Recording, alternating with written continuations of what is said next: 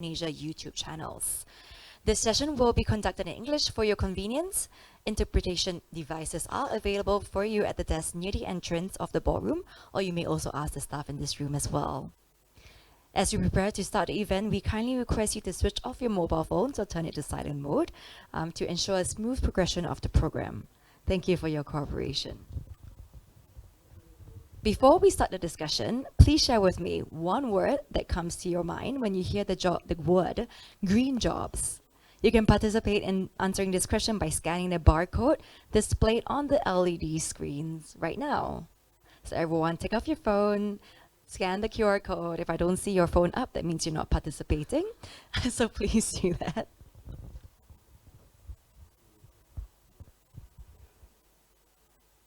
All right, no words are coming up just yet, but while you are doing that, I also would like to request you to participate in providing feedback on today's event. With this barcode is going to come up right after this when I see more words come up on the screen.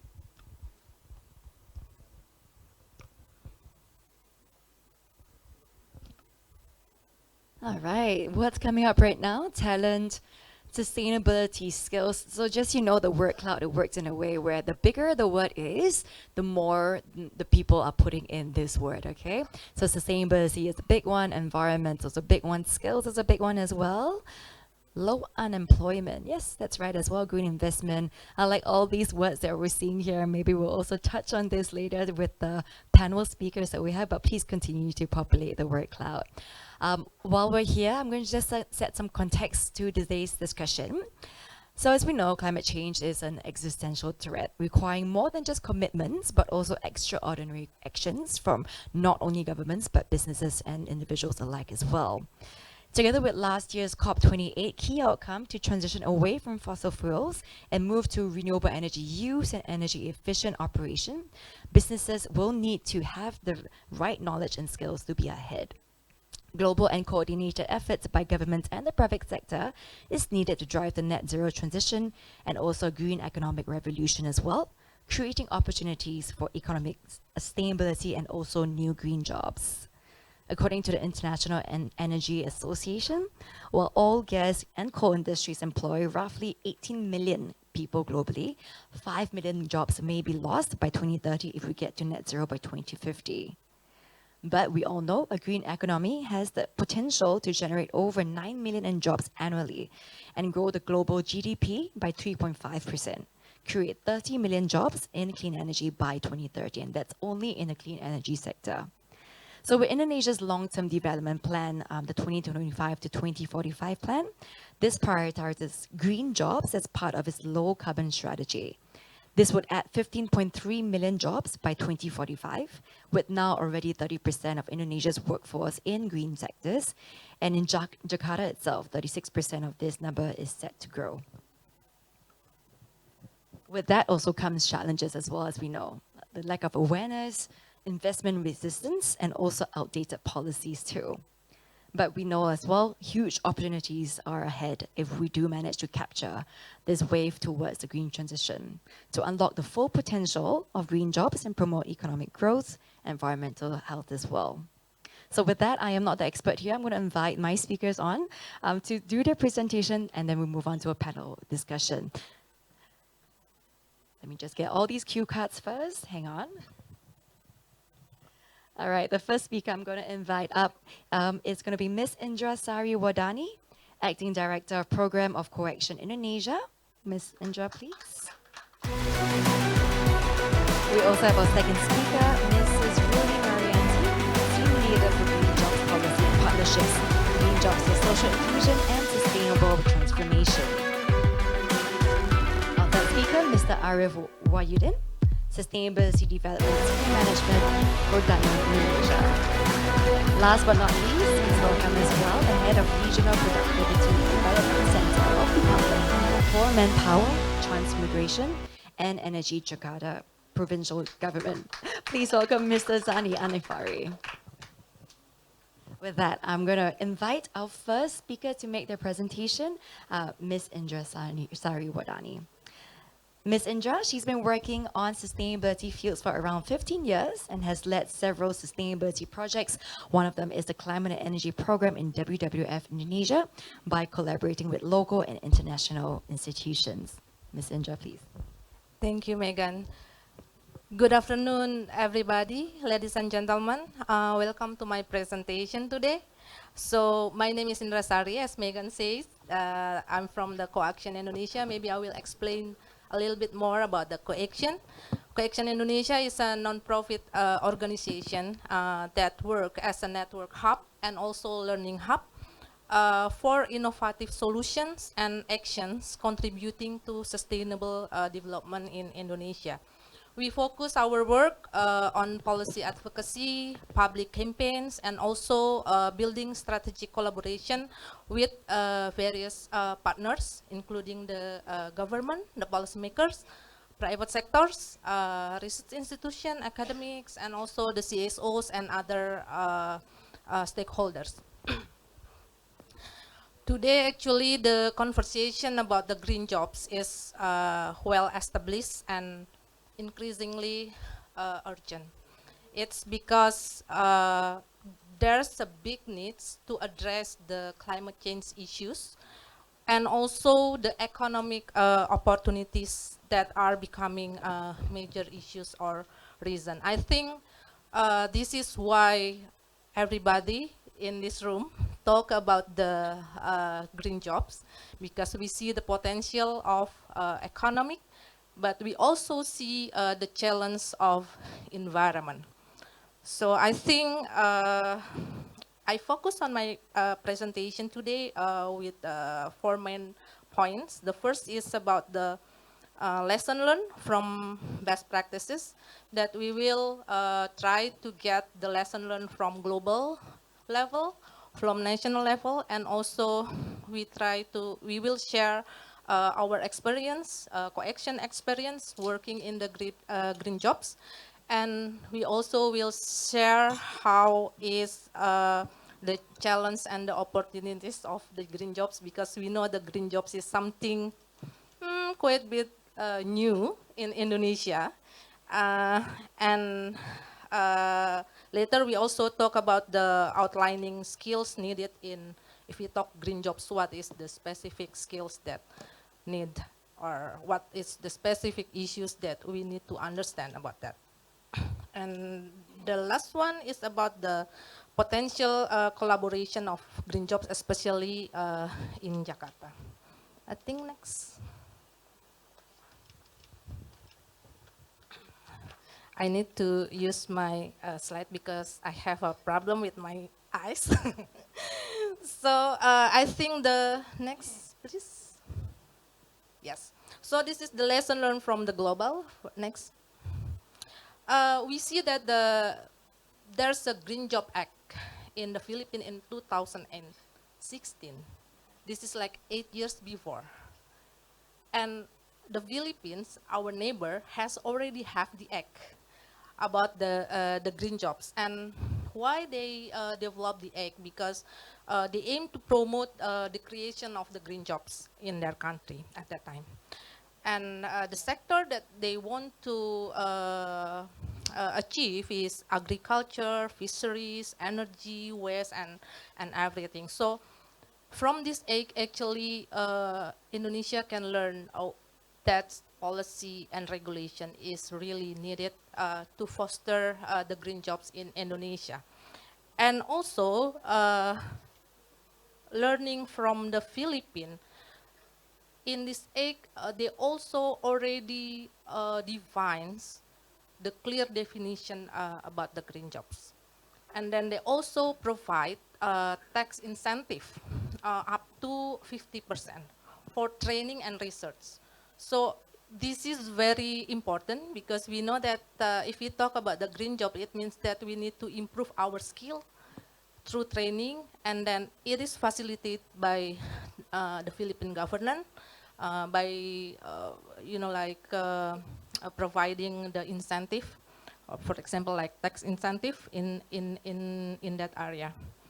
And the interesting things from the Philippines, there are actually three main actors that in the government that really need to work together. The first is about the Department of Labor, maybe in Indonesia, Ministry of Labor, and then the Climate Change Commission, maybe in Indonesia we call the Ministry of Environment and Forest, and then Ministry of Finance. So this is the three actors that really fostering Green Jobs Act in the Philippines. And then next. So, so beside the Philippines, we also can get the lesson learned from the US, because US in 2022 is Joe Biden's like establish the Inflation Reduction Act. This is not about green jobs actually, but it's about the Inflation Reduction Act. But through this act, Joe Biden promised about more than 370 USD billion in tax credit for renewable energy. This is specifically not talking about the green jobs, but give the incentive for renewable energy. And then at that time, surprisingly, in 6 months, the US can increase 100,000 green jobs because of this act. Because after this act, the renewable energy is like boosting faster. And then next. And I think the other from the global, it's from India. India doesn't have an egg, but they have established like skill council for green jobs. And then this is actually the only country in Asia, I think, yeah, where the government has established a skill council specifically for the green jobs. And then the goal is very clear. They want to improve or increase trained people or employee or workers, 3 million trained in green technology by 2030. And also they targeted about 750 training centers, 7,500 certified trainers. India see the opportunities of the green economy in the future. So they see that the human resources become very important to achieve their target in green economy. And next. So that's three interesting lesson learned from the global and from the national best practice. I think, next. Yeah. So this is like, there's a study from LinkedIn, as we know about LinkedIn that the platform for job seeker and also for the company that want to post the vacancy in the LinkedIn. And then it's very interesting because in Indonesia, it's specific in Indonesia, by 2022 to 2023, there are increasing in hires employees in three sectors, which is we can say that is the green job sector, which is the agronomist, analyst, and also the manager. What is the specific skill that need for three work or three jobs is about the sustainability. So this is the study from LinkedIn. And also the green jobs in consumer goods, energy and mining, manufacturing, and others are also growing faster than the global average. So this is the capture from the LinkedIn. And clean energy also increase, natural resource conservation, and then greenhouse gas pollution reduction, and also waste recycling, or we call it like circular economy, maybe. It's also increased based on the World Bank report 2023. So maybe because I have a very limited time for presentation, maybe you can get my presentation slide, and then there's a link of document that maybe we can you can elaborate more. Next. So, but the coaction Indonesia. Next. So we are actually the NGO focusing in three division: research and knowledge management, and then communication and public campaign, also policy and advocacy. Next. So we do youth engagement because we see that the awareness of people about the green job is still lacking. So we do like the youth engagement since 2020. We promote the green jobs and also youth involvement in Jakarta, Bandung, Yogyakarta, Semarang, Surabaya, and Bali. And then we also have like youth leaders program.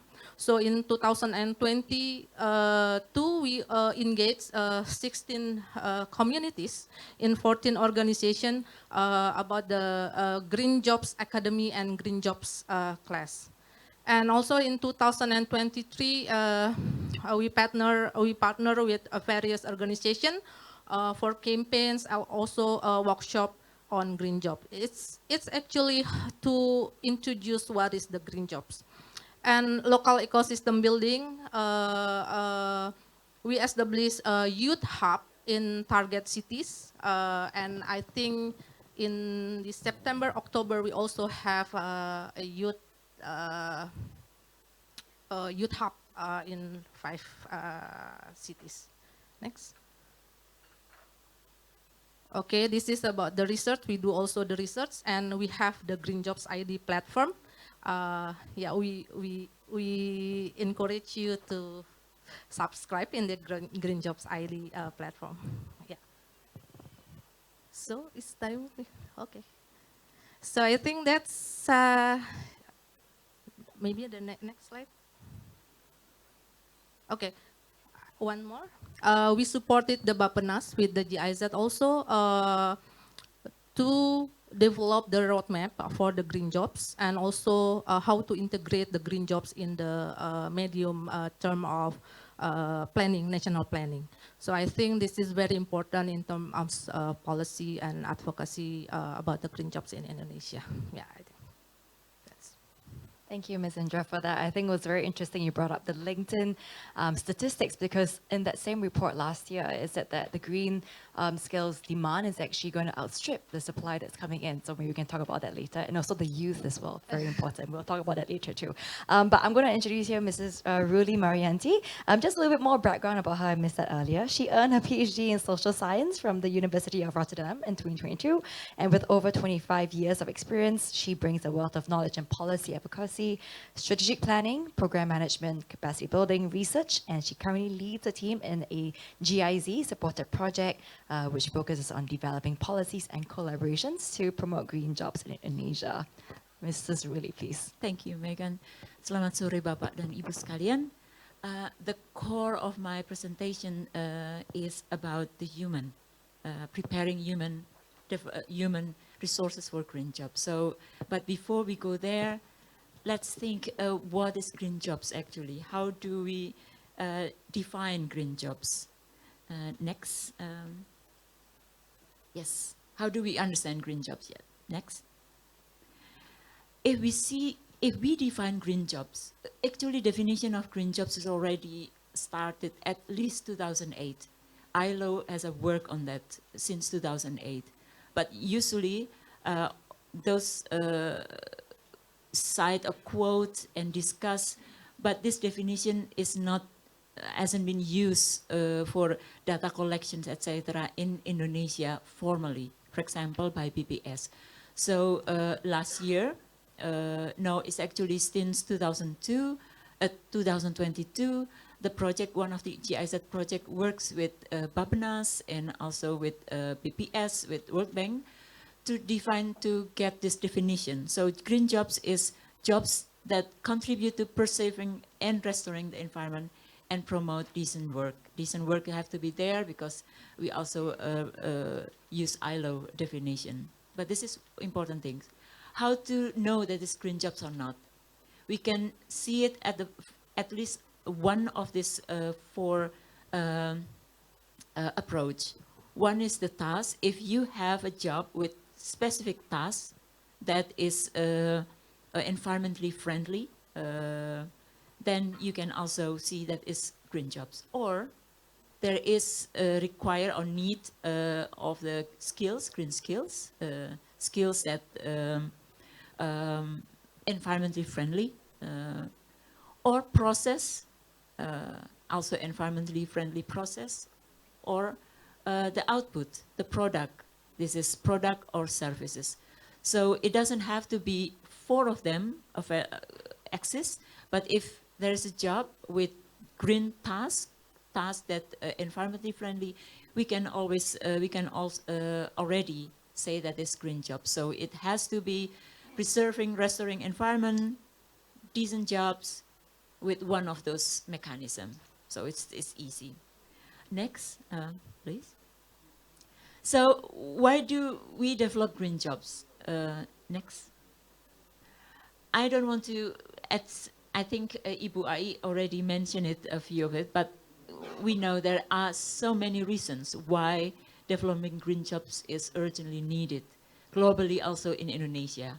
Climate change, environmental crisis, energy crisis, decent jobs must be created, international commitment must be met. But again, how we do it.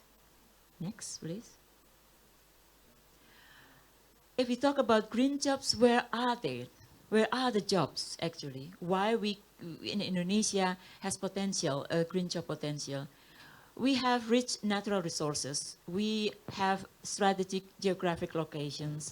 Also ongoing transition toward green economy. We know that in the next RPJMN, we also focus on green economy. Indonesia going towards green economy.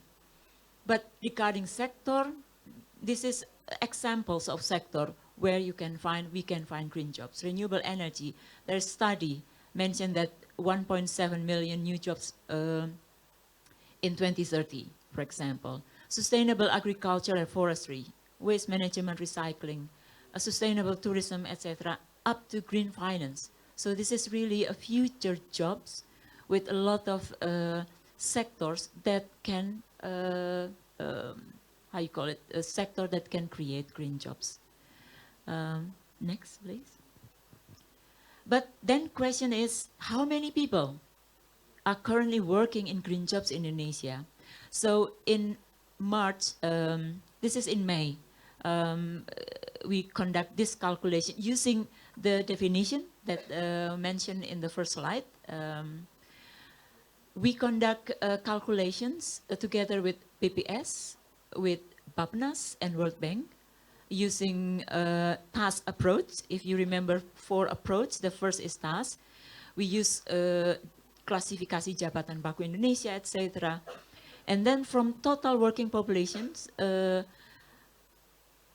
more than 139 million, 2.62% currently, or 3.6 million, more than 3.6 million people in Indonesia already working in green jobs in many sectors. So if we talk about potential, not only sector, but currently also green jobs are there. And if you see the green potential jobs is still very big. If we move greening the jobs, we can add the green jobs from this green potential jobs, even the non-green jobs too. So we do not talk about green job per se, but also greening the jobs. Please, next. Challenges is a lot. Ibu Ai also mentioned it. Awareness, understanding, policies, regulations, and also workers with limited availability of worker with green skills, availability of data. That's why BPS also involved in the calculations how many people in green jobs, and stakeholder engagement. So it is a lot of challenge, but it's not. It doesn't mean that the potential of green jobs creation in Indonesia cannot be unleashed. Please. So, and then the question is, okay, so far, what have been done to promote green jobs? Please. GIZ work on green job promotion since 2021. We have 4 clusters in the GIZ Indonesia ASEAN. By the way, GIZ is a kind of BUMN, so it's company owned by German government and implementing a grant for international cooperation in Indonesia. We have like 4 clusters focusing on green topics. And there are 2 since 2021. There are projects that really focus on promoting green jobs. This is this ISET project and GASIT project. Next. So if you see these 2 projects, I will not go into deep into this because you can get the presentations. But the key approach of those the two projects from 2021 and the second projects already started until 2028 is first, private sector engagement is very important in creating green jobs. Also training, skill development, it's very important, demand-driven skill development, policy and regulatory framework that conducive for green job creations. And we also do not forget digital innovations and also gender equality and social inclusions, because we talk about green jobs, we talk about social inclusions. Next. This is a kind of example how a project dealing with promoting green jobs. We have, together with Bappenas and World Bank and BPS, developed this green job definition that is agreed and used for calculation at the national level. We developed occupational map in 5 sectors, total 191 occupation. And it is open for public. Yeah, it's already published. Please let us know if you also would like to get this occupational map. There are 2 books. We also conduct training until the end of the first project, 1,375 people, and for the next project also at least 1,000 people. Developing the SKKNI, this competency standard for 2 in renewable energy. Modeling of skill council, like in India, we have the skill council, especially for green job, we have the model for Indonesia. Issued regulations also, and together with COAXI and Bappenas, World Bank, and even now Prospera, it's really worked together in developing in this green job roadmap. Next. So let's see the strategy about this green job roadmap. 3 strategies. We build ecosystem to support green job development, improving human resources readiness to enter green job market, and strengthening the role of private sector industry in supporting growth of green jobs. The next slide, it will be interesting. Next, please. Here, still in Bahasa Indonesia, sorry Megan, it's still in Bahasa Indonesia because I do not want to translate it into English, because this is from the Rancangan Teknokratik from the RPJMN 2025-2029 Bidang Ketenagakerjaan. So you see that there is PP priority program on green workforce, and used exactly the 3 strategic: pengembangan ekosistem tenaga kerja hijau, pengembangan kompetensi, and then penguatan peran asosiasi. So ecosystem, skill development, and also a strengthening of the role of private sector. This is already in our RPJMN. So this is something, it is a good news for all of us that is interested in green jobs. We have a national level document that also work on this. Next. And for the GASIT project also will continue support Bappenas in implementation of that RPJMN Bidang Ketenagakerjaan, also similar work field. So in other way, this is also a message that working on green jobs is not a work that can be done by a single institution, not single ministry. It's very complex, really need the engagement, synergy from different stakeholders, supply side, demand side, the education side, the company, private sector side, central government, local government, the CSO. So we have to work together because this is the future for us. And what interesting, like Coaxi also, we also work with private, with a youth-led organization. Believe me, Gen Z is really interested in this job. So thank you. Thank you so much, Mrs. Rowley, for that very interesting presentation. I would love to hear more about the, I said actually later on maybe. We're going to go on now to Mr. Arif. He is a seasoned FMCG professional with an impressive 18-year record. Currently serves as a Sustainability Development Senior Manager at Danone Indonesia. He has also been involved in several of Danone Indonesia's sustainable initiatives, including coffee conservation in Subang, coffee farmers empowerment in Sumatra, and also renewable energy sources implementation in some of Danone Indonesia plants and other very exceptional programs, which we'll hear about soon. Mr. Arif, please. Yeah, so thank you so much, Megan, for the introduction. And thank you so much for the Jakarta Investment Center for inviting me on behalf of Danone, to deliver the topic of the future of the green job for the greener future.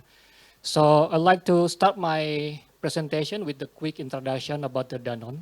So basically Danone, we are a part of the multinational company based on French. And in Indonesia, basically we are operate on two type of business. Yeah, we have a water division and we have a specialized nutrition. We operate in the 25 factory involving more than 12,000 workers. And we just celebrate our 70 years operating in Indonesia through our specialized nutrition sectors and more than 50 years operating through our water division sectors. So this is, again, maybe everybody know about our product. Yeah, we in the bottle water division, we have very famous product. The brand itself, Aqua Fit Myzone, is a part of our brand. And our ambition is to providing healthy nutrition, healthy hydration for the people in Indonesia. As well as for the special nutrition, we have a very famous brand. SGM is the affordable nutrition for the baby, Bebelac, Nutrilon, and this type of the product is to serve the baby as well as for the moms and the family. So sorry. So Danone vision is one planet, one health, because we believe people health and planet health is interconnected. And our vision, our mission is to improving the health of Indonesian people through our product and beverage to as many people as possible, people in Indonesia. Before I going to the next slide, this is just a little bit the context. Why then later we can talk about the topic that Danone also trying to handling. Yeah. So in terms of the context itself, yes. As previously, the speaker on the plenary session, they saying about the huge opportunity of Indonesia. We are the largest economy in Southeast Asia. Yeah, we have a lot of island, more than 12,000 island. And we are the fourth most population in the world with the 10th largest economy in terms of the purchasing power. But at the same time, we also face the challenge about the social challenge as well as the economic, the environmental challenge. And this challenge basically is now becoming the topic and also important for us as a private sector in Indonesia to address the same topic to really prove our commitment on this topic. So maybe all of you very famous on this is photo, because this photo is basically when our government launched their what they call the Golden Indonesia Ambition. They launched a national long-term development planning for 2025 and 2045.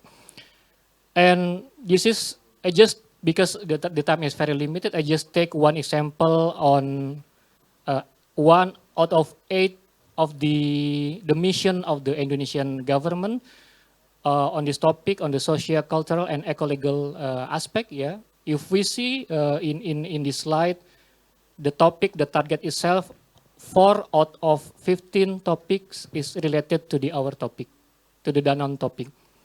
So again, part of our ambition to make a positive impact for the Indonesia. So we try to really focus and take this topic becoming our big topic and really try to address the topic and looking for the best solution. If we see the topic is very relevant, yeah, about the water, water access for the every people, for the drinking water, waste management, as well as for the green gases emission.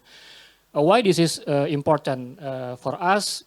Yeah, even this is again more relevant because the topic itself now is becoming famous. Yeah, as Bu Ruli said that currently, for example, people in Indonesia, the Gen Z, for example, now they are trying to, now they start to aware about the climate change. And then this is becoming the topic and becoming the risk itself for us if we don't comply with this topic.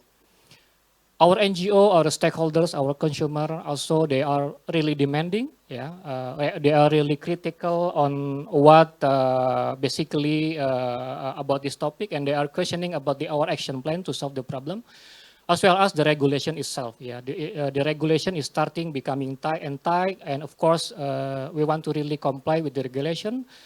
And the last one about the competitors. Yeah. Now competitors starting to drive the better narrative, yeah, in order to engage more consumers.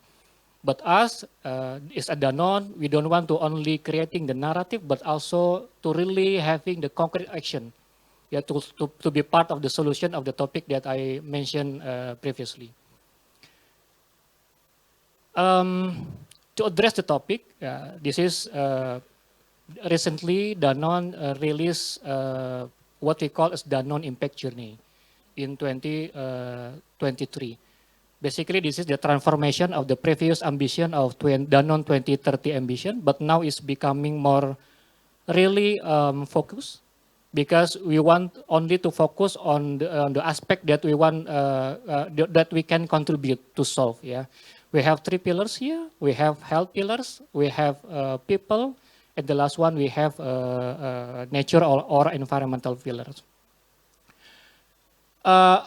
I will not going on to detail. I mean, this one is really technicals and really specific on the KPI that we put on the target itself. Maybe you can see our website and then later on see what is the specific target of each pillar. But the thing that what I like to highlight here is about our commitment to really make it deliver the KPI itself. So in Indonesia, we're creating what we call the DIG committee, Danone Impact Journey Committee. This is part of our action plan to really what we call again to deliver the KPI that we set already. Yeah, you can see there is a lot of people here from the top up to down. I mean up to down level, low level. We involve many departments as well. And again, this is part of our commitment to really solve the problem. Yeah. I just want to highlight about what we have done, and of course, we still continue on addressing the topic on the environmental in the IG. We have 3 pillars here. We have a climate with the ambition becoming carbon neutral by 2050. On the water, the topic water, we want to make a positive water impact by 2030. And the last one about the packaging, we aim to make our packaging 100% circular. And the ambition to recover plastic more than we use in 2025. This is really just example, yeah, for example, the one topic of the carbon, yeah. We have the carbon circularity initiative, yeah, a lot of initiative. Yeah, we are part of the IRI 100. We are part of the company that really commitment to deliver renewable energy 100% by 2030. We have established solar panel in our facility, 7 facility, which is out of 25 factory. We have also biomass facility. Of course, energy efficiency in the factory is very basic. And the last one about the carbon sequestration. On the water circularity, a lot of initiative that we already done. We preserve watershed where we are operating. Now we have 16 watershed. Watershed in Indonesia we call DAS atau daerah aliran sungai. And every watershed we are really conducting the initiative integrated from upstream to downstream to really protect our watershed. We have a water circularity at factory through 4R, recycle, reduce, reuse, and reclaim model, implementing regenerative agriculture to improve soil health and to avoid the contamination of water, and the last but not least, water access for the community. And the last one is about the packaging circularity. This is, again, because it's one of the topic that we want to really address. Currently, our business is 70-100 is in jugs model, which is reusable. And this is more environmental friendly. We also have 100% recycled bottle, which is we call Aqua Life. We have a initiative also in what we call involving the informal sector, inclusive collection program, and the last one about the supporting the integrated waste management facility. This is something that what I like. Because of the initiative, basically we create the opportunity for green jobs. This is just example how the green job appears in our company. We have internally and externally. We have direct green jobs and indirect green jobs. I don't know whether this is same with the definition previously Bu really mentioned, but this is just example in our cases. Yeah, we have sustainability, carbon master, environmental experts, cycle procurement, water resource, and many things. But the most important thing also because of our initiative, we also creating the external green job for the external people, for our stakeholders. So for the people that helping us to manage our waste, for example, for renewable energy, for the manage our water set, and etc. etc. And this is the last slide, I think, because this is again is part of the conversation because how to rescale our employee to really again to address and to reach our KPI on the KPI that I'm mentioning before. We call Campus X the internal platform. Yeah, the employee can access the platform basically to learn and to know about the initiative. And again, this is only the first step because basically, of course, we still need external training to really get what we call the expertise on the green competency. I think that's it from my side. Thank you so much. Thank you. Megan. Thank you, Ms. Arif. I think it's super interesting there. I will also touch on a little bit more about Danon's effort to reskill and upskill as well later on. But last but not least, we have Mr. Sani. He holds a master degree in telecommunication studies from Waseda University and also a PhD in technology management and economics from Gothenburg. He has extensive experience in the Ministry of Finance, Indonesia Port Corporation, and corruption and eradication as well. And he now serves as the head of Regional Productivity Development Center in the Department for Manpower, Transmigration and Energy of the Jakarta Provincial Government. Mrs. Sani, please. Thank you, Megan. Assalamualaikum. Good afternoon, everyone. I'm really nervous now. You know why? Because I'm the only person who wear green shirt here, and we're talking about green jobs. So this is like, you know, everyone like seeing me. You are the only one talking about the green. The others, they don't talk about green. Okay. Secondly, I'm a bit nervous because actually after listening to all speakers here, I realized that I'm the newbie here. I was like having a lot of insight from Ms. Iburuli slides. And even we have some slides that actually I copied because I listened to Mr. Maliki from Bapanas. Yes, that's why we have like same source. And we have like, I don't know, if we have same slide, that means we come from the same source. I'm sorry for that. Okay, and to be honest, I made it last night because I have a class up to 9 last night and I have to work very hard to make these slides. And yeah, it's not easy for me. But anyway, I want to make this afternoon fun for everyone, so I'll make it quick. Okay. Let's start with the first slide, Mas, please. Okay, this is a bit serious slide actually. But then what I want to highlight here is the three things in between the brown and green economy. The investment, infrastructure, it was, there is a typo, the infrastructure should be, and activities. Without investment, there will be no green jobs, to be honest. I'm sorry, Mr. Arif, you talk a lot about Danone. But since the investment is limited, it's not open for like more people. Okay, so we need more investment in green economy. Secondly, the infrastructure. Jakarta now developing a lot of this transportation network, right? The MRT and things. And it opened actually the green jobs because it's gonna like based on the electricity. So by spending budget on infrastructure, actually the government also tried to boost this kind of green economy. And that's why the infrastructure is very important. And I think if GIZ wanna like support this part, of course, we will be more than welcome. And it's going to be like very critical to foster green economy in Jakarta, the green infrastructure.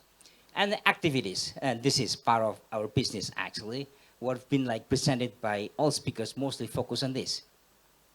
And well, of course, it has a significant impact, but actually this is, I mean, this, it takes longer time than this two. This two is some kind of like, I don't know, instant approach. If you have infrastructure built that support this green economy, the job will come.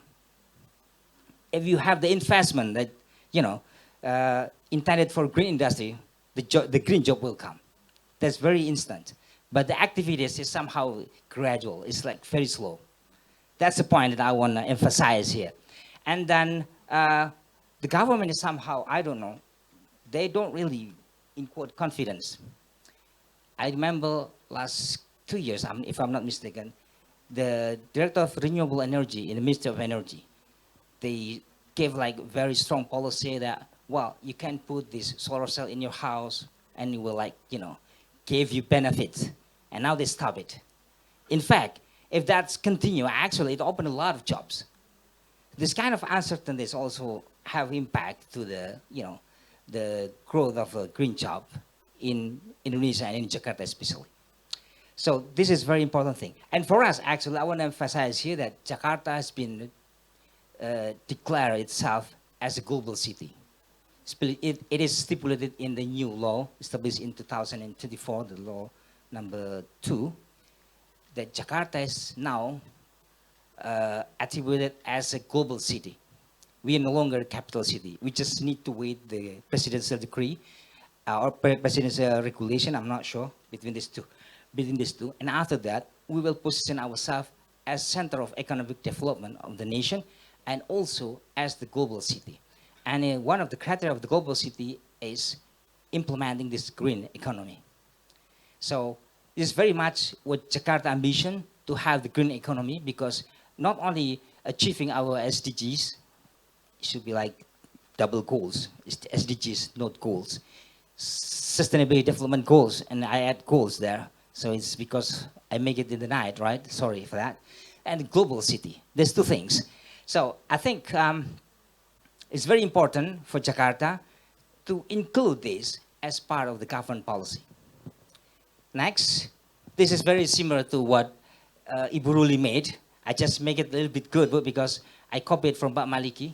I translated it to Indonesian. It looks good, right? Because I made it like with some kind of picture that's already there. But actually, this is very similar to what Ibu Ruli said before. And actually, Ibu Ruli is the one who pop up this idea. I'm just making it good, right? So you should ask further to Ibu Ruli than me if you want to talk about this, okay? I skip it. This one. If we talk about the green jobs occupational map, this is very important to kind of refer to this kind of occupational map. Because when we talk about green jobs, we have to satisfy certain criteria, okay? And this is not only for the workers, but also for the training centers. Because when we prepare the workers, we have to define our syllabus, define our curriculum that kind of meet with this kind of criteria. And unfortunately, if you see here, we only have 121 scheme, which is very limited compared to this, what Pak Arif and Bu Ai and Bu Ruli shows. how huge is the opportunities actually. We only prepare 121. This is also obstacles that we have in training center because we really want to make a training program, but then we don't have the scheme, which cannot use to qualify someone. Okay, you are eligible for this job because you've been meeting this criteria. We don't have that scheme. That's a problem. Even now, I can give you a very simple example. We transform our automotive training to this electric vehicle training for these kind of services. But then, the National Certification and Profession Agency, they don't have the scheme yet. So even we finished training this guy, they couldn't get the job because we cannot certify with this kind of formal documentation that, okay, you qualify for the job. That's the problem. And most of this scheme, unfortunately, require infrastructure too, which is very difficult for us to cope with in regional government. Why? We're gonna face what we call as a very huge economic sunk cost because we have spent a lot of money to build what we have now. Okay, and we cannot I give you an example again. This automotive. Once we decide, okay, change, we don't do this kind of training again. A lot of training facilities will be, abandoned, and it's very costly. So this is not only transition, but this is really, I don't know how to put it in English, but this is very, very important thing that has to be considered seriously. It's one's decision that have long-term impact. Not only the infrastructure, but also the human resource. We need the trainer. But Arif shows that Danone has how many? 7,500. Yeah, that's a lot. Now in Jakarta, we don't even have one. You know why? Because the scheme is not yet there. It's not there yet. So it's kind of complicated for us to cope with these things. A lot of opportunities, but we cannot help the public to, prepare themselves to get that kind of opportunity. That's the challenge. And this is the area, but this is nice to have because again, we have problem with the scheme, we have problem with the facilities, we have problem with the infrastructure to prepare this one. So I just keep it anyway. And then this one is also very similar to Buruli, and I have to admit this is from Buruli actually. Again, I put the source, but I'm not just, I'm take it from unknown resource. This is from Bapanas, and I believe behind the Bapanas there is Buruli, right? So this is very same, but the only thing that missed from Iburuli's slide is the definition. I put that what is the green jobs, what are the green potential jobs, and what is non-green jobs. So this is giving us description that, okay, we are actually exploiting very little part of the whole workforce. And this is very, very sad to see that one. And also, but there is something promising that the green potential jobs is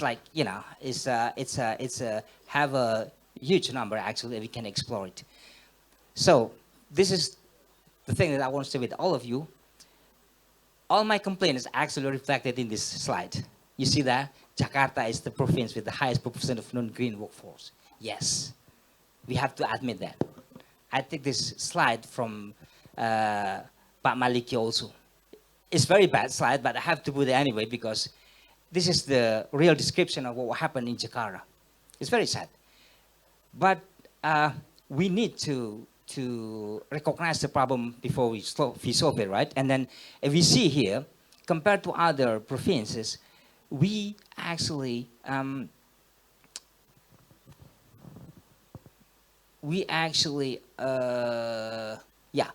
the upper picture, we have around 90% non-green jobs. Means we still stuck with the brown economics. And then it's a very sad reality, but that's what we have now. And we actually really need the work from Iburuli, which I put in the next slide. This is what we have done so far. I'm not complaining. This is what we actually do. And this is what I wait from Buruli. Please, Bu, finish that RPJMN. And also the Peta Jalan. I'm waiting the roadmap too. And that will be our source of regulation to make our own for Jakarta. So we need to wait that one before we make ourselves, because we have to make alignment with the national policy. And before I close my presentation, I want to go back here. This is what we have done. Even though we facing a lot of obstacles, but we actually have done some efforts there, especially the last one that I want to promote to everyone. I work for the Productivity Center, and we actually try to promote what we call as green productivity. This is a strategy, the method that very effective to promote green productivity to the brown industries. So we come to the industries that mostly based on the brown industry. Last time we trained companies like, I'm sorry, I have to mention Daihatsu, which is very brown, right? They consume a lot of this so-called fossil fuel energy. And then and we tried to like convince them, look, even though you like cannot change drastically what you've done, but at least try to promote this your production process through this green productivity scheme. So it's gonna like at least you do something to be green. That's what we've done so far. We have a certification center there, and Indonesia just received accreditation from Asian Protective Organization as two countries that can license this green productivity assessment. I don't know, I forgot the name. Yeah, at the assessor for this green productivity. And that brings me to the end of my presentation. I'm sorry if it's too long, No, it's Megan. good. Thank you. Thank you so Thank much. you very much. I feel like there's more conversation that's needed between everyone here. I should be excluded. But thank you all for your presentation. I think it's really, really interesting. But I guess also wanted to poll the audience here, because we've been talking about green jobs, non-green jobs, and green potential. Just a show of hands here. How many of you here are in green potential, green jobs? Let's start with green jobs first. Green jobs? Two. Oh, okay. Green potential jobs? Show hands. Green potential jobs? No. What about non-green jobs? Where is everyone else? You're in school. The one's still in school. Unemployed. Okay. Question, right? Yeah. Question for green jobs. I want to actually pose a question to you. How did you get into your green jobs, and what challenge are you facing right now? Sorry, is it a question session? To you first, and then maybe you can pose it back to the. Okay, so I'm Reza from Green Hope. So I'm working actually in Green Company. This is it's a company with innovation technology. We really can create the plastic can really biodegrade faster than the normal plastic. So that's our company. So I have a question. Is it okay? Yes, go ahead. Yeah. Yeah. So again, I think it was a really great presentation. Thank you, Bapak Ibu. But what I've maybe majority heard is how like Danone or maybe Daihatsu can really have a green department to really support the green jobs. But again, in the other hand, there will be more potential green company that really green investment as well, right? So because most of the green company is not investable, because even it's not profitable. Then from this perspective, how we can really support this green company who can really create green jobs, but at the same time it's not investable, even not profitable. So yeah, that's the question. So hopefully you, Bapak Ibu, don't mind to answer. Thank you. Sorry, the question was, how do you promote investment into green jobs, or what are they doing to? Yeah, because green jobs, most of the green jobs will significantly increase if the green company is more, right? Yeah. Yeah. So how do you? What are they doing to promote investment Yes, into yes. promoting Because green jobs? most of green companies not investable. So it's also tough for the one who gonna Yeah. promote the fund to the green company. Thank you. Mrs. Sani, do you want to take that? Yeah. Thank you, Mas Reza. Okay, can you give me an example? What kind of green investment that is not profitable? For example, yeah, because my company is profitable, so I can That's really why give. because I'm curious, what kind of business Okay. is this now? So, for example, I've heard like maybe in like food innovation, for example, or the crop innovation that can make create better harvesting, better produce. Okay. But again, how to, for example, treat farmers, it will be difficult. How to really, manage the cash flow for the farmers as well. So I think Okay. there's a couple of company who works on that green sector really need help on the financing, etc.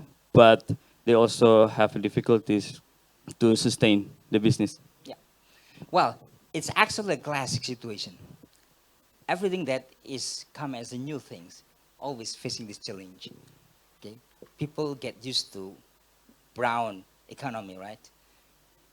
We are not aware of benefit of having this green business. So there is always a risk that if you invest with something new, there is retention, there is some kind of, uh, problem with the society to kind of support that kind of business or make it success in the market. But it doesn't mean that green business doesn't is not profitable. Okay, it means we need a certain techniques, certain methods, certain approach. Like I think Danone has a very good example. They do this green business and it works. Okay, when Danone comes some years ago, it's very far. We never talk about green economy at that time, right? But you do that one anyway, and it works. So I think it's a matter of the strategy that we need to put and also the effort. But of course, because green investment is risky, as I said before, even we in the training center, we consider it very careful because once we decided to go to green jobs, we have to abandon a lot of things. There is a risk of, like, turning back everything, and then we will have a risk of fail. And it's always the case. So I think now what we need is learn from the international best practice as been presented by I think first the government need to give a support, maybe this kind of like relaxation, or we create policy that friendly to this kind of business, and we need also to educate our people to give support to this kind of business. And then it's also a matter of business strategy, I think. If you can like, you see, Danone, they're just selling water, the same water as others. But since I don't know how they put it with this kind of marketing strategy, people believe that, okay, this is something that help us. Maybe their ad, you see their ad, right? So I think this kind of strategy has to be applied for the investor to be successful in this kind of business. That's what I can respond to Mr. Rizza's question. Yeah. No, thank you very much. I think that there was a good response to Thank that. you. But maybe also we were talking about Danone quite a bit, and we didn't really manage to touch into the kind of programs that you have internally in terms of upskilling and reskilling, your employees. As we mentioned earlier before our session here, there are two components here. How do you take the skills that your employees already have to reskill them into skills that are, well, I guess job skills that are more relevant to the green economy, and then how do you upskill them? So I wanted to hear from you as well as to what Danone is doing in that respect. So thank you, Megan. So basically, again, because we have a discussion before this discussion, this panel, Danone try to keep to maintain our employee, because again, if you talk about the green job is type of the new opportunity, but at the same time it can be like treat another existing what you call the jobs, right?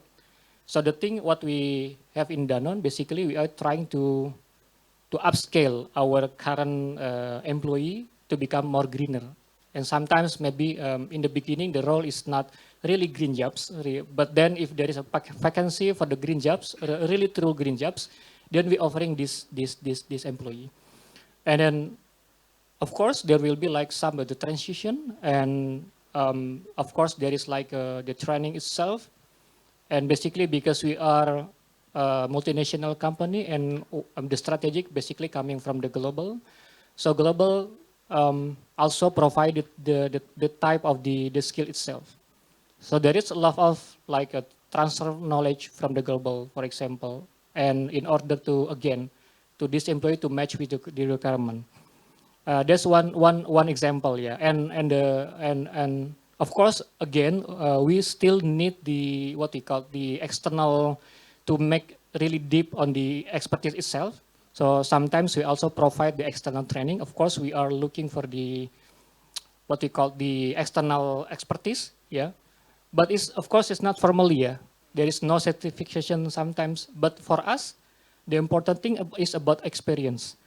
So that's why in Danone we have a what you call the type of the like the transfer employee from, for example, from Indonesia to other country that more advanced on this topic.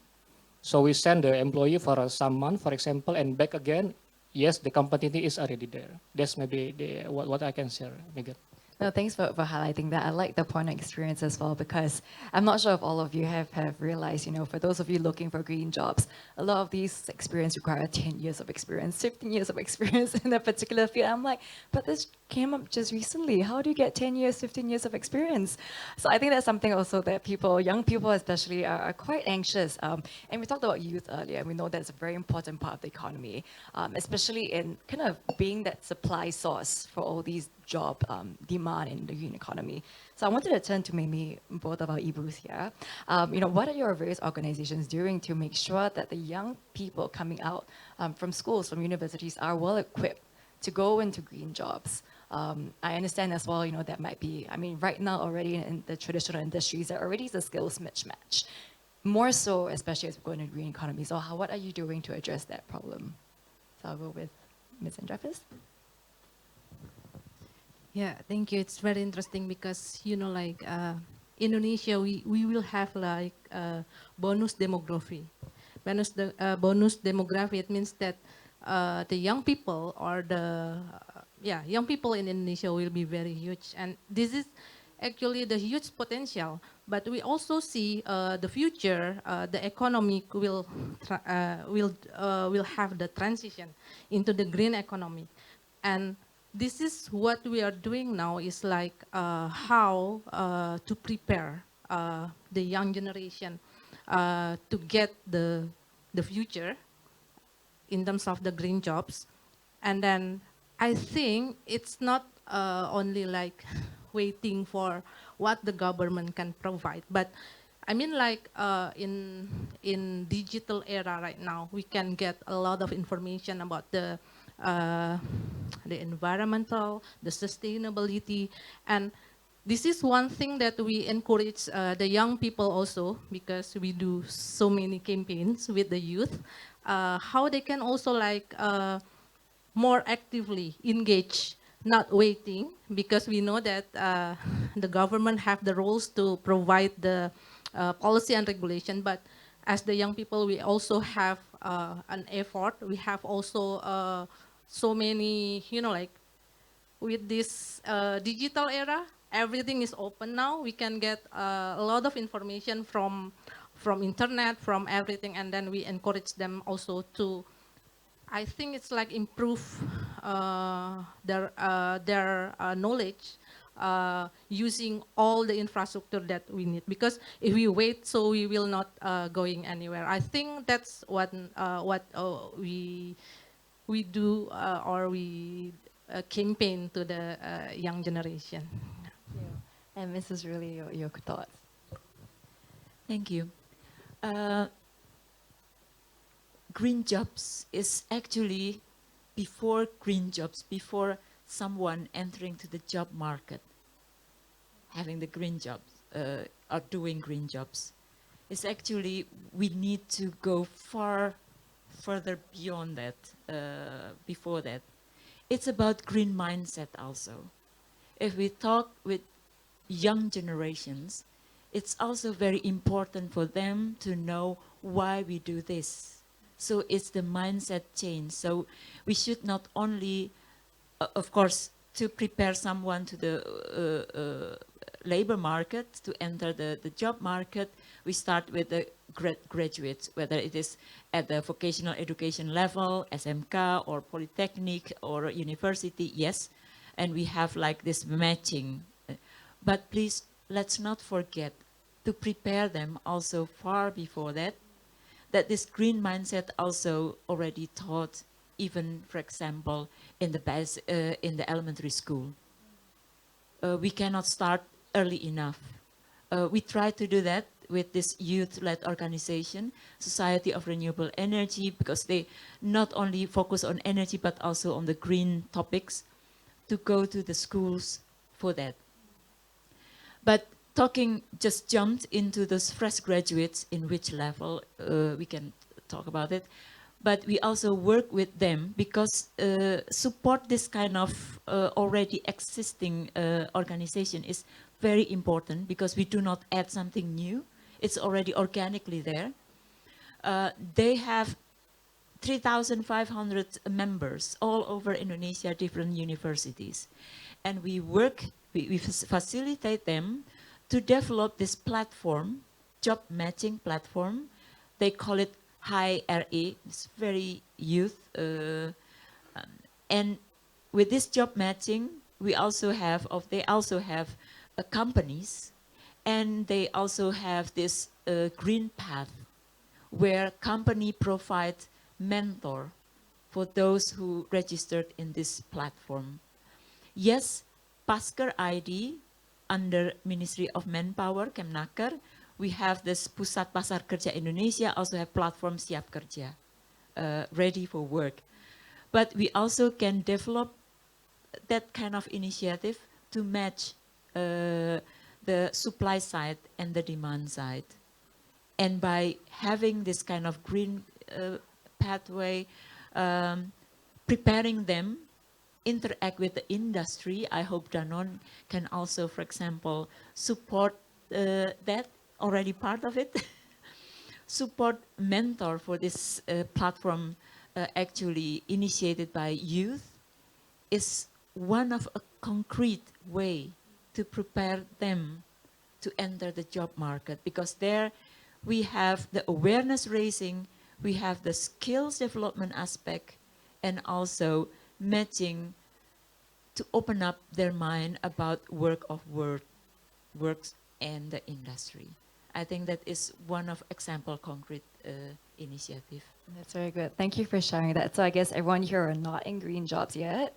Please go and find the platforms that Wibusia mentioned. I've got a question from the audience. I only have one last question, although I have one more if that's okay, but I will take the question first. Hi, Pak Arif. My name is Verena, also from Coaction Indonesia.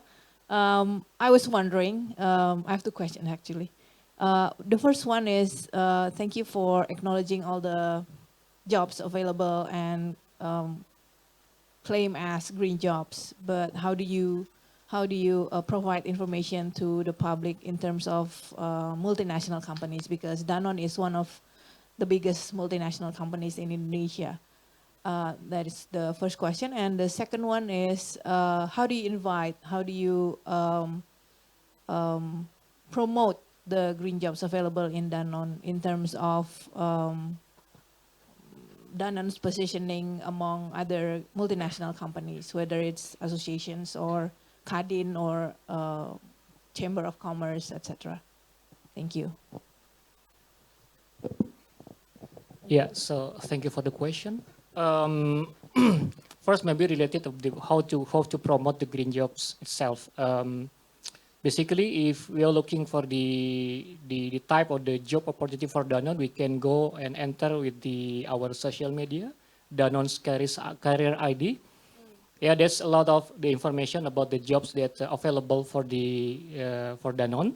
But again, as I mentioned before, sometimes the available job is not directly like with the title is kind of green, yeah.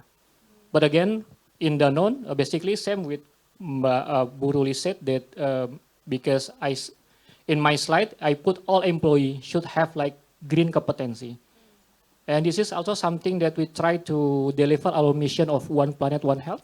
We have mandatory training for all employee, so 100% employees should follow this type of the training. So the mindset will switch from the brown to the green company. So again, that's one of the things that if you can see, maybe later we can see the qualification, what type of the requirement, for example, the knowledge itself, yeah, whether it's certified or not certified, but we put the criteria on our website and also as well as our social media. And the second one about how to promote this type of the green jobs. Basically, we are of course not directly promoting the job itself, because, for example, myself is not the HR team who recruit the employee for the green jobs, but my role basically to deliver the Danone ambition of One Planet, One Health. So we have a lot of what we call the event, or maybe participation on some event, delivering about the environmental topic, for example, to make the awareness about the how becoming the good company, for example, how for example, sometimes we also go to the university, and some of the university sometimes come to us, and we the type of the program we call the circularity tour. Yeah, so for the people that willing to join with the circularity tour, maybe you can text me later. Yeah, this type of the initiative that we invite the what you call the university, the stakeholders to come and join to see what we have been done for the initiative of the green initiative. And later on, of course, they can see, okay, this is part of the green initiative. And of course, because they're starting with the mindset again, that's really true on the how we can what you call the promote the green what you call the green initiative itself. But again, not directly about the green job itself. Thank you so May I much. have a follow-up question? One more? Yes. Okay, two more. Uh, We have two more questions. One Yeah, for you. thank one you. for me. What I meant was like, how do you influence the ecosystem of other multinational companies also promoting green jobs? Yeah. Yeah. Yeah, basically we are part of the some of the what we call the some of the association, for example, like Water Coalition, for example. And this is one of the best practice that we are also encouraging some of the company, for example, in upstream area, because one of the initiative of Danone is protecting the water set. And protecting water set means that protecting our water, what we call the infiltration area in the upstream, sometime somewhere in mountain, for example. And we creating like a multi-stakeholder forum. And of course, we invite not only the company, but also the local government, for example, as well as every people that in the downstream area. So this type of the initiative, basically we involve and try to encourage more more company, more stakeholders to join in with our initiative. That's, of course, the association is one of the way that we are trying to engage the company. We are part of the Apindo, we are part of CADIN, we are part of the EuroChap, and this topic basically always part of the conversation on this coalition. Thank you. Thank you for the very good questions, and also Mr. Arif for taking them. I only have time for one more question. So I think we've covered so much ground today considering the time that we've had. We've talked about the youth, we've talked about reskilling, upskilling, we've talked about the business perspective as well. I think a lot of people here in this room might be mid-career professionals or people. And obviously the panelists have a breadth of experience as well in this field. So maybe just the last question to all of you. 30 seconds to reply to this question, okay, because we're running out of time. If I may, just one question first, yeah? What has been your experience in transitioning into your sector right now in promoting green jobs or in advocating for green jobs? What was that one thing that led you there, or what has supported your journey in getting there? I'll give you some time to think about it, but maybe I will get that one question from, I had two, one, sorry. I've got like 3 questions here. Scissors, paper, stone. I'm going to take the one behind, just because you put your hands up Okay, first. thank you for the opportunity. So I think, allow me to introduce myself. My name is Juan. I'm head of operation at Tulang, a circular economy startup. So I think before asking my question, I like to share my perspective on today's topics, right?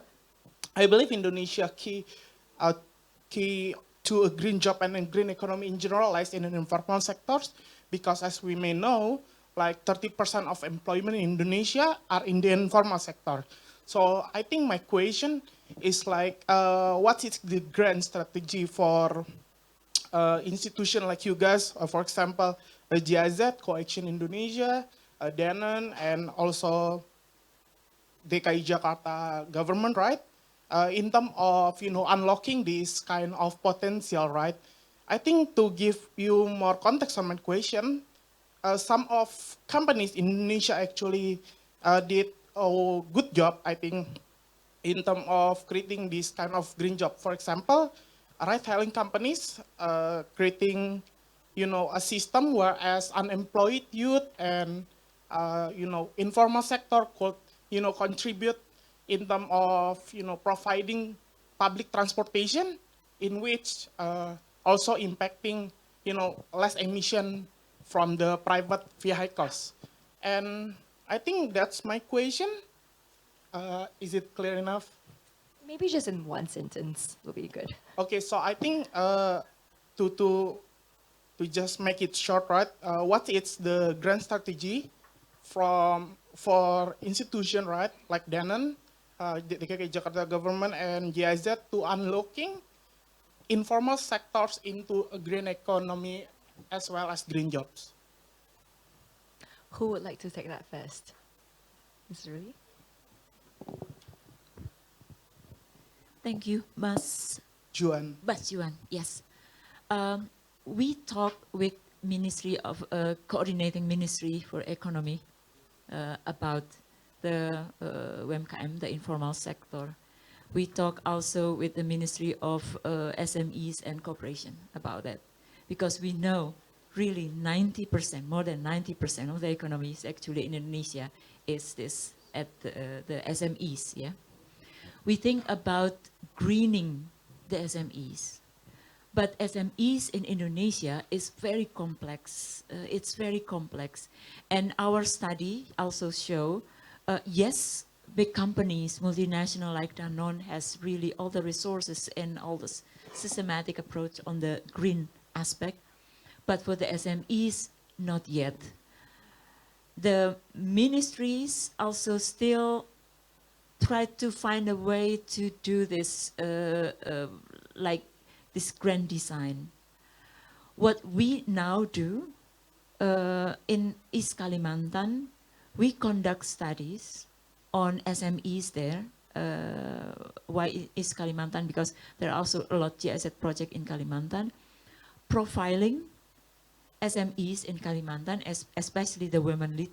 It's 95% is actually women-led company, SMEs, on their business model. And then from that, knowing with the context, the local context, what do they need to green that, to green the companies, these SMEs to that. Because if you ask the grand design, it's not yet there. Not yet there. We still do not have it. We need to understand not SMEs, the whole Indonesia, because again, then there's nothing like that. Context, first contextualize, do that kind of study to understand the locality of the SMEs, and then build, not making that green, but just step-by-step greening according to their need. Because even awareness is still not there yet. So it's small steps, Mas Yuan, really small steps. Thank you. Thank you. Yes, of course, please.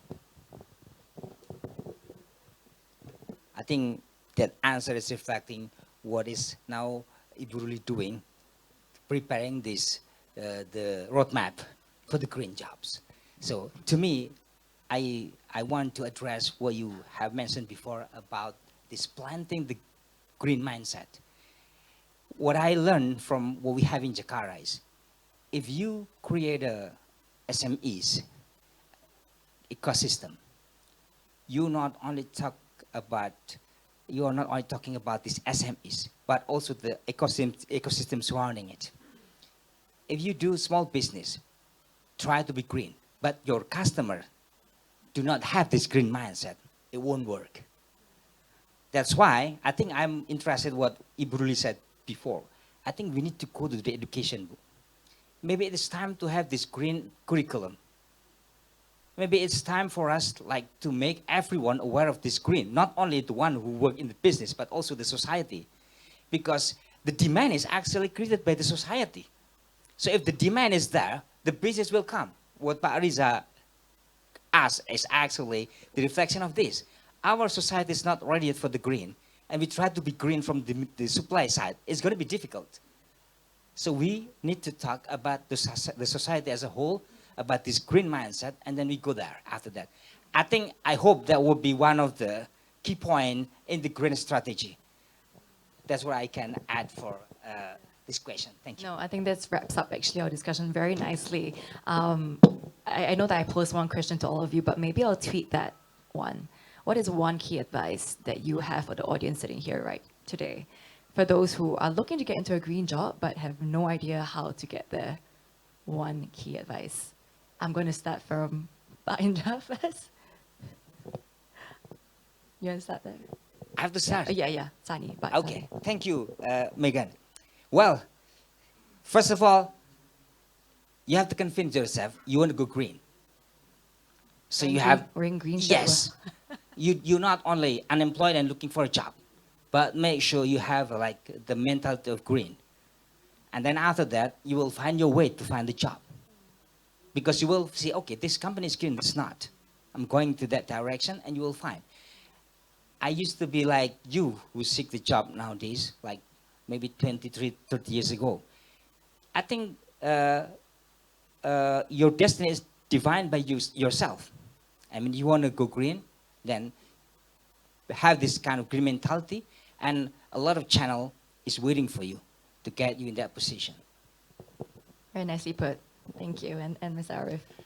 So I think now we are here like being trapped with the green jobs, what you call the topic here. Because again, I want to, sorry, because the green job sometimes is like a misperception, for example. So that's why I want to, what you call mention this type of the green is green competency maybe, or maybe green mindset. Let's start with the green mindset, for example. So for the people that are looking for the jobs and looking for the green jobs, of course, it's not suddenly directly the job will be like green jobs, but let's start with the green mindset and green competency. If I can say every type of jobs, whether it's informal or formal, it could be contribute to the environment, and it could be like also part of the green jobs. Let's start with the things first, I think. Thank you so much, Ms. Arif and Buruli. I have two tips for you. All of you have your handphone. Use the Instagram, use all social media, type in green jobs, you will find organizations, activities, everything that related to green jobs. And believe me, in Indonesia, it's also a lot. Second, if you do not know what kind of occupation, jabatan, title, whatever, there is a publicly available occupation map, peta okupasi. Don't worry. Although it looks scary, but you just look at what kind of jabatan, what kind of work there. If you want that, please contact us. It is available also in the website of Bapenas, but let us know. We will just send it to you. 5 sectors, from manufacturing to renewable energy. Then you will have idea, jabatan apa saja, what kind of jobs actually available. If you know the jabatan, go finding also looking at the job vacancy, etc. It's also easier because you know what kind of job is it, jabatannya apa. 2 tips. Thank you so much. And finally, but not least, Burindra. Yeah, I think green jobs is the impact from the green economy. I mean, like if there's no green economy, so there will be no green jobs. It means that we are also a consumer, right? So we need to support the green product. It means that if the green product, we use the green product, it means that the industry of the green product will increase. So it means that the green jobs will be more open. So I think we can, if we talk about green jobs, it will come back to us also like use the green product. So the green economy, the green industry will develop, and then the green jobs will open more. And I think the information, like Bu Ruli said, the information now is everywhere, and we need to push ourselves to find it. And I think from the collection, we have the greenjobs.id. So you can also visit our platform to get more information about the green jobs, including also the vacancy for the green jobs there. That's all, Megan. Thank you so much, Virendra. I think with that, round of applause for all the panelists here today. Thank you for such an insightful discussion and all the questions that came in here today as well. We've reached the end of the panel session itself, so let's just again thank all the guests who are here. Thank you for taking the time. With that, I'm going to just have a photo opportunity here for the speakers. If speakers, you want to stand, sit, it's okay? Stand. Okay, let's all stand.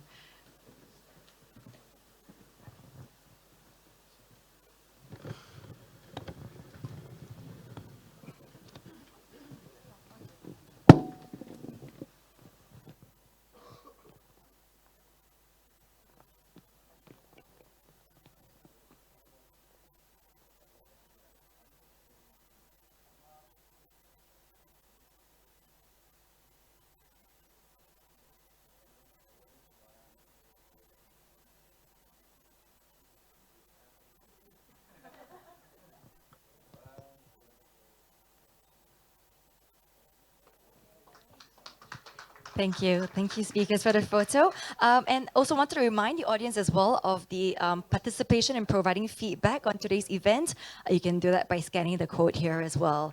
With that, we've come to the end of our sessions, and we will present you with a closing video of the Jakarta Investment Festival Summit 2024. So please give a round of applause to JIF Summit 2024. If speakers, do you want to just take a quick sit down? Sorry, I think they are showing a video, and then we can go on stage.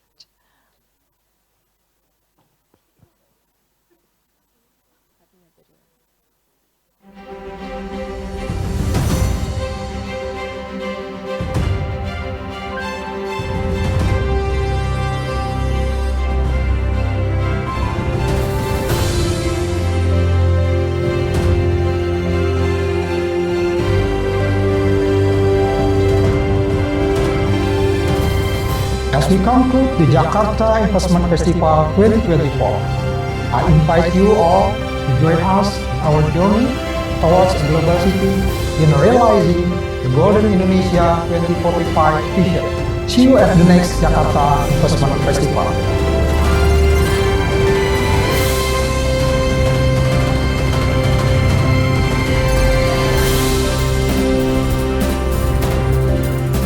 On behalf of the Jakarta Investment Festival Committee, I'd like to extend our gratitude to all distinguished speakers, investors, business partners and guests for coming and joining us at the Jakarta Investment Festival 2024. It's been an honor to engage with all global leaders in shaping the future of our city.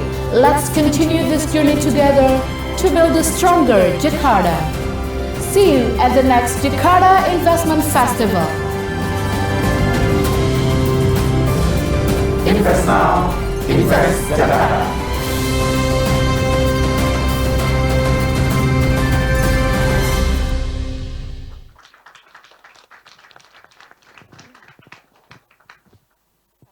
Thanks, everyone.